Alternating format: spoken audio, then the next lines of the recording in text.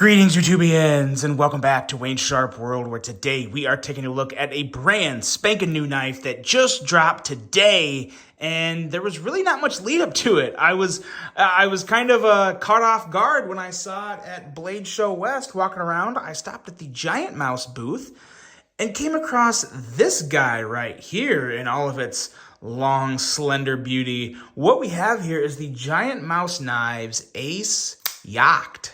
Now, before I go any further into this review, I'd like to thank you guys for tuning in today. If you like what you see, please do me a huge favor, hit that subscribe button, follow along, and I will continue to bring you the content.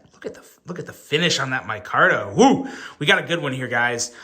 So yeah, I'm at the booth at GiantMouse talking to Jeremy. He's telling me about it. A lot of really cool things about this knife that I really like. I put this one up there in terms of my favorite GiantMouse knives, and I like a lot of GiantMouse knives. So this is up there towards the top. That says a lot, at least coming from me. But first, let's take a look at some quick overall specs on this knife right here.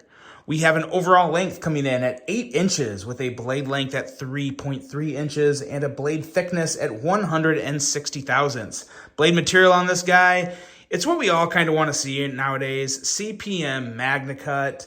We have a drop point style blade with a flat grind, handle length coming in at 4.7 inches and a handle thickness at 560 thousandths.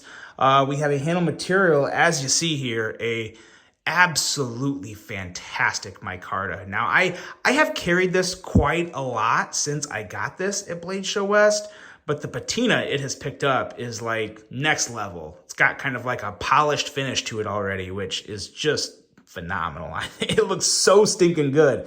Now, this knife is designed for the hunter in mind. Of course, EDC, but also it's made to be a good hunting knife. And because of that, they made a G10 option. There's an orange G10 option because I can't say I'm really a hunter, but if I was going to cut into something with blood and guts after the hunt for some field dressing, I would not want something like micarta for the cleaning, just because micarta, it's very porous. You don't want to get blood on it. I mean, you can wash micarta, but G10 would probably definitely be the way to go if you want it for a hunting knife. But you have that option. 2 micartas and a G10 option with a liner locking mechanism, a user of a left or right hand tip-up carry, the beauty of the wire clip there, a weight coming in at 4 ounces, and you know it, designed by Vox and Anso. Does it not look like a Vox and Anso design? The thing is gorgeous. A price coming in at $215. So also considering, very important to note here, this is manufactured in Italy. Yeah, Italian manufacturing, excellent micarta, Magna Cut, $215, sign me up. No issues there on the price whatsoever. And let's do some size comparisons and see just what we got here. Let's bring in the Kaiser Escort as well as the Spyderco. I just feel like pathetic every time I botch a middle finger flick on a paramilitary 2, because it should really never happen. It should not happen. Pathetic, Wayne. All right, there you go. There's those size comparisons. It lines up very well with both of them. And since we are reviewing a GiantMouse, I would be absolutely crazy, which maybe I still kind of am, but I'm not dumb, not totally dumb. We're going to bring some other GiantMouse knives out here and take a look at it and stop trying to classify Wayne, because boy, oh boy, that could lead us down a really long rabbit hole. But as you can see here, we got the micarta GiantMouse Party. And I have to say, the Grand, still one of my 2 favorites. Like, this is definitely in the top 5 for me. I love the Grand. And as you can see, one of the reasons I like the Grand is the ergos and the size. And the Jagt is very, very similar in both of those regards. And as you can see, the Ace Nazca is also a respectable size comparison knife for it as well. GiantMouse kills the micarta game. They really, really do. Their micarta is just, it's second to none. It's tied for first with probably 2 or 3 other companies, but it's so stinking good. Now let's talk about this blade. We have a behind the edge reading at 26 thousandths, but don't let that fool you. As you know, knives like the Shaman and the Hogue K320 are also right around 26 thousandths, and they are some of the sliciest knives in my collection. So don't get too caught up on a 26 thousandths behind the edge, because it's not necessarily thick if the geometry's right and the actual edge is smooth and at the right angle, which this is. I have absolutely no issue with any type of cuts I've done with this blade. It is razor sharp and just looks so good. I love this blade shape. This extra little belly up here towards the top. It is very good. Good to go for me. Just about a full flat grind. You have that little flat up there, so hell, for all I can care, you can consider it a full flat grind because it is a very effective cutting tool. Well, we'll leave it at that. And as you can see, the blade cutout is very nice, very easy to deploy. You have the very well-known crown spine, as well as that basically midpoint jimping that you get with the GiantMouse knives. Now, without a choil here, it's kind of hard to get up to that, but what that's for really is kind of more like this. So when you're doing kind of like maybe some field dressing or some draw cuts, that's where this really comes into play. Maybe not necessarily for your thumb on this knife, but very good for your index finger.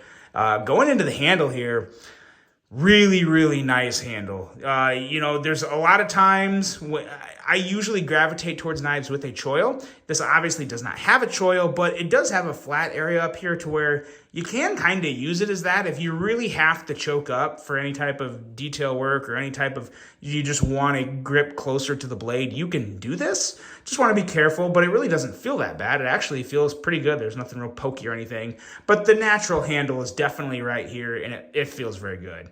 As you can see, this micarta not only looks great, but it also has a milling that you can, I'm sure you can probably see it. It's kind of going this direction, the line's hitting it.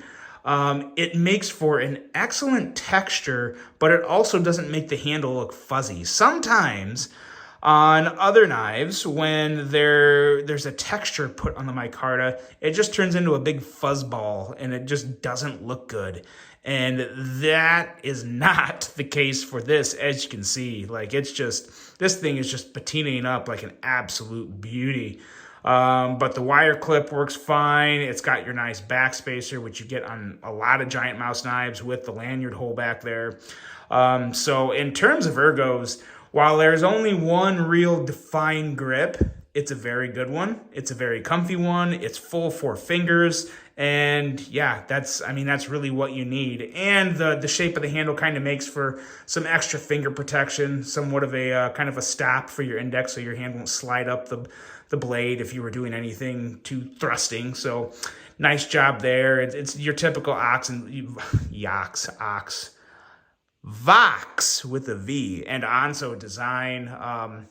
It's knocked out of the park. It really is. And for aesthetics, for me, it's really good. Probably the best, like, longer, slenderish type of knife I've seen come out of GiantMouse knives. I know there was one a while back that was a little more like a spear point blade. I think it was called the Revo, or I can't quite remember. I think it was the Revo.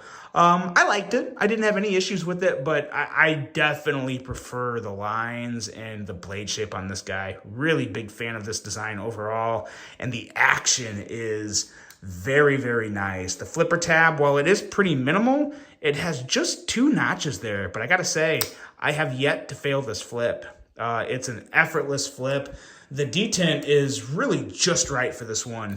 Very easy to middle finger flick, and just a very satisfying, very smooth. This is one of those types of knives where it's not stiff, but it's like a very slow smooth, almost like a really dialed in like Umnumzand, where it's still got that little bit of stiffness, but it's still just like completely smooth. If you guys get what I'm saying there.